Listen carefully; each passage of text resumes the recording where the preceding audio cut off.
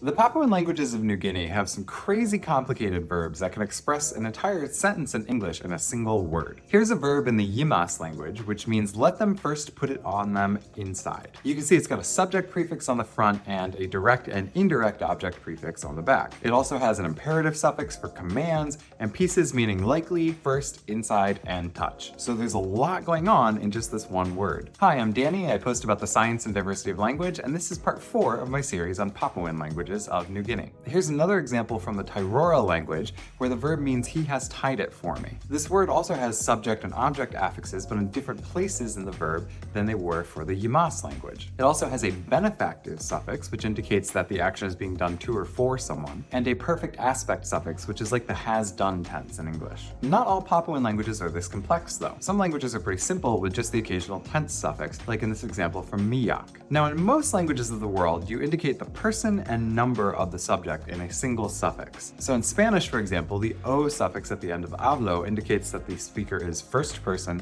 and singular, meaning I. But some Papuan languages pull these functions apart into separate suffixes. In the Nimboran language, the U suffix indicates that the subject is first person, while there's a totally separate suffix, E, that indicates that the subject is plural. Put them together and it means we. Here's another example from QY, which has a separate number suffix at the end of the verb. But what's cool about QY is that number suffix can be singular, dual, trial, or 4 or more. So it has 4 different numbers, not just singular and plural. This particular example has a dual suffix, so it means we too take it. There's even such a thing as a paukal suffix, which means a few of something. In these examples from Yimas, the subject isn't just plural, it's paukal, a few. Verbs in Papuan languages also frequently incorporate information about their spatial context. In the Kemtuk language, not only is motion described in terms of near versus far, but also elevation, whether it happens above where you are, at the same level as where you are, or below where you are. This first example means I will give it to you down there near here, and the second means I will give it to you way over there on the same level as I am. All that by just changing one little suffix on the verb. Finally, Papuan languages can have some pretty complicated tense systems as well. For example, the Yimas language has 3 past tenses,